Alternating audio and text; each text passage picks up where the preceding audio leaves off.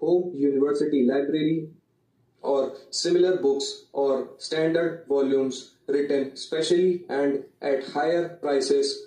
What is required is that works on the latest topics, science, social sciences, all these must be available for the common man and not merely for the students in the colleges.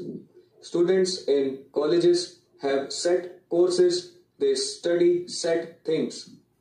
If they have got the books, the teachers are there to explain to them what the books contain. I do not want to give very much importance to this idea that teachers should teach through textbooks. If teachers are well educated, if teachers know their subjects, they would teach through classics and not through textbooks. Textbooks are made easy in order to get through the examinations. What is important is that the teacher should know the subject well and he should be in a position to explain the intricacies to students who learn.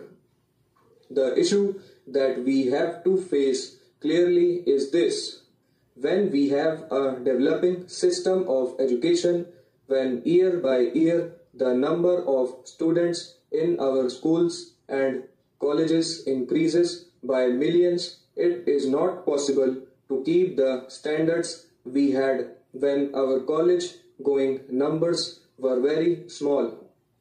At the same time, it is necessary that the standard, not merely in colleges, but the standard of knowledge, of information, of critical values must continue to rise if democracy has to function, and therefore it is not merely a question of producing textbooks, it is a question of producing good books, and good books in ample numbers to be made available at cheap prices to people who are educated.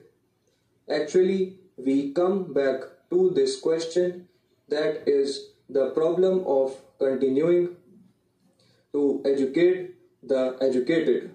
It is not merely a question of educating the people in colleges, because science is daily progressing. Research work in social sciences is daily improving. In economics, in history, in all these subjects, there are daily improvements in knowledge. The fact that you took a degree or came through a university with distinction some time ago does not make you an educated man. It is necessary that you should keep in touch with those things so that the standard of knowledge continues to permeate at all levels, even the educated people.